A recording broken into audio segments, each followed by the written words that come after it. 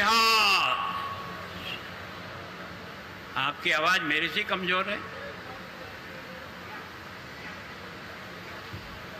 आज वास्तव में चंडीगढ़ के लिए एक बहुत सौभाग्य का दिन है कि आज ऐसे महान व्यक्तित्व का अपने इस हाई कोर्ट और डिस्ट्रिक्ट कोर्ट में इसी मल्टी लेवल पार्क का जिनके हाथों से आज लोकार्पण हो रहा है, वास्तव में महानयोग न्यायमूर्ति आदरणीय सूर्यकांत जी का उनके स्वयं के स्थान पर, उनकी स्वयं की कर्मभूमि पर और उनके सारे सहयोगियों को साथ लेकर मैं चंडीगढ़, पंजाब और हरियाणा की तरफ से आपका बहुत बहुत स्वागत और अभिनंदन करता हूं कि आज आपके शुभ हाथों से इस आवश्यकता की पूर्ति हो रही है। मानयोग न्यायमूर्ति श्री ए.जी. मसीहा जी, मानयोग्य न्यायमूर्ति श्री हमारे पंजाब और हरियाणा हाई कोर्ट के न्यायाधीश रहे और वर्षों तक उनकी न्याय के आधार पर हमारा एक क्षेत्र चला, आदरणीय श्री शील नेगू जी, मानयोग्य न्यायमूर्ति श्री अश्विनी कुमार जी मिश्रा जी, मानयोग श्री न्यायमूर्ति दीपक सिब्बल जी, न्यायमूर्ति श्री जयेशपुरी जी, और ये सामने हमारे महापौर, हमारे मुख्य सचिव आदरणीय जैन साहब, हमारे दोनों एडवोकेट जनरल, एक तरह से संपूर्ण न्याय विभाग के सारे अधिकारी और सारे के सारे मेरे वकील साहिबान आपके सामने बैठे हैं। हम उन सब की तरफ से मैं आपका प्रतिनिधि के नाते हमारे एक तरह से भारत के मुख्य न्यायाधिपति का आज के इस शुभ कार्यक्रम में बहुत स्वागत और अभिनंदन करता हूं। वास्तव में ये हमारा इस क्षेत्र का सौभाग्य है कि आज देश का न्याय का नेतृत्व ऐसे व्यक्ति के हाथ में है जिन्होंने एक अपने छोटे से गांव से निकलकर हरियाणा के हिसार जिले से 1962 में एक सामान्य परिवार में पैदा होकर अपनी बुद्धि की प्रखरता के कारण से आपने 84 में एलएलबी गोल्ड मेडल के साथ आपने अपना स्थान बनाया और तब से लेकर के आप हमारे न्यायालय में एक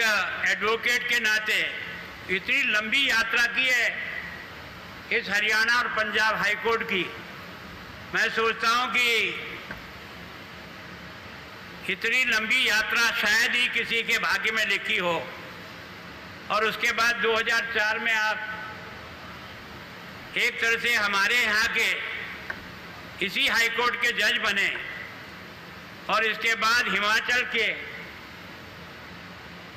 मुख्य न्यायाधिपति बने 2018 में, और उसके बाद 2022 में आप सुप्रीम कोर्ट के माननीय जज बन गए। और आज हमारा सौभाग्य है कि हमारी इस धरती की पैदाइश का एक व्यक्ति देश के सर्वोच्च पद पर बैठकर आज हमारे इस कार्यक्रम में आया, तो हम आपका ही सम्मान नहीं कर रहे हैं, इस क्षेत्र की जनता का भी सम्मान कर रहे हैं कि आपने इस क्षेत्र की जनता का जो तो मान और सम्मान बढ़ाया, उसके लिए आपका बहुत बहुत अभिनंदन और स्वागत। मैं सोचता हूँ एक लंबे समय से इस डिस्ट्रिक्ट कोर्ट में पार्किंग बने, इसके बारे में लगातार आप जैसा कह रहे थे कि मेरे समय से इस बात का विचार चल रहा था। मैं सोचता हूँ धरती पर उतारने में नेगू जी ने बहुत प्रयत्न किया और हमारे प्रशासन ने भी, चीफ सेक्रेटरी साहब और सब सामने बैठे हैं, हम लोगों ने भी हमारे विभाग की तरफ से 4.5 एकड़ जमीन में लगभग 66 करोड़ का इन्वेस्टमेंट करके लगभग 1100 से अधिक गाड़ियां यहाँ पार्क हो सके उसके लिए सुविधा जुटाने का प्रयास किया है। मैं सोचता हूँ कि इस कॉम्प्लेक्स का जो वातावरण एक अच्छा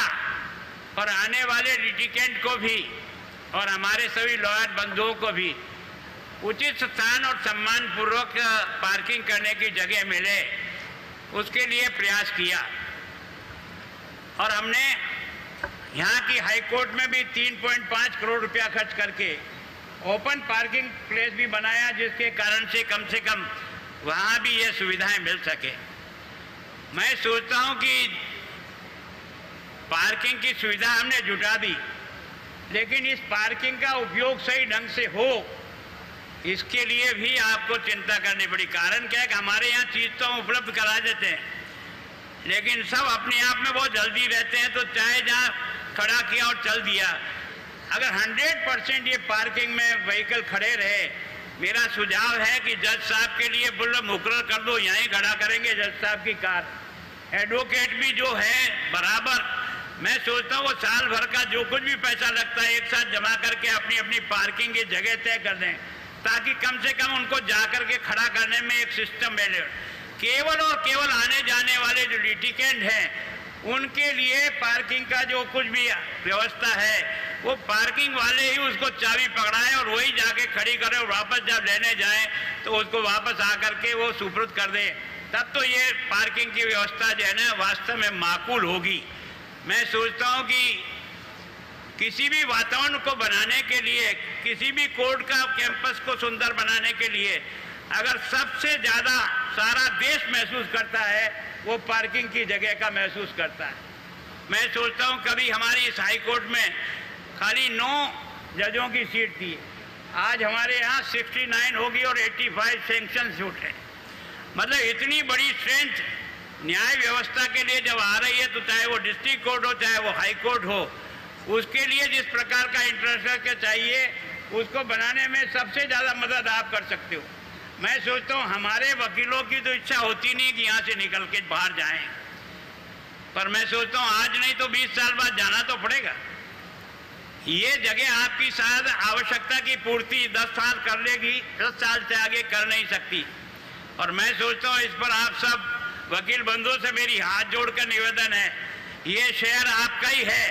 इस शहर का चहुमुखी विकास हो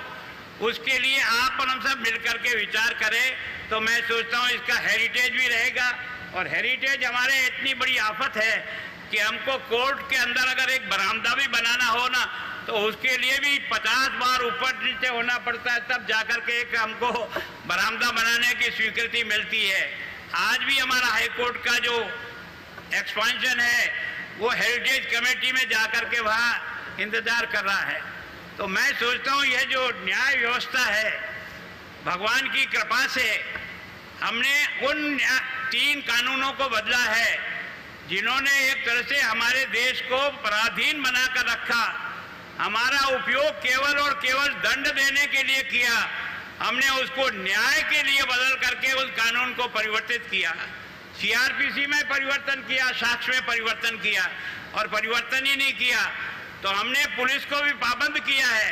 कि 90 दिन में उनको अपना चालान पेश करना पड़ेगा, ताकि न्याय केवल दिखे नहीं, न्याय मिले।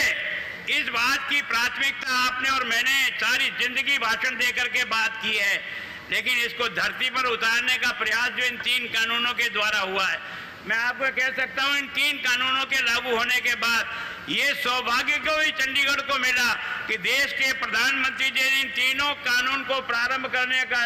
जो जगह नियुक्त थी वो हमारा चंडीगढ़ उन्होंने प्रीफर किया। और आज आपको कह सकता हूं कि एनडीपीएस एक्ट में सबसे ज्यादा सजा का परसेंटेज अगर कहीं बना है तो 85% आज की तारीख में चंडीगढ़ का और पंजाब का सजा का परसेंटेज बना है। ये इस बात को सिद्ध करता है कि न्याय समय पर भी मिले,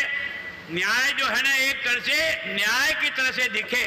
तो मैं सोचता हूँ इसकी दृष्टि से आपसे सर्वोच्च व्यक्ति और कोई यहाँ नहीं हो सकता। मेरी आपसे प्रार्थना है कि वास्तव में हमारे चंडीगढ़ और हरियाणा को भी इस दृष्टि से जितनी आपकी मदद हो सके, जो आप वहाँ बैठ करके हमारी मदद कर सकते हैं करें, ताकि हम इस क्षेत्र के लोगों को जल्दी और सस्ता न्याय दिला सके। इन्हीं के साथ में एक बार फिर है ना, वास्तव में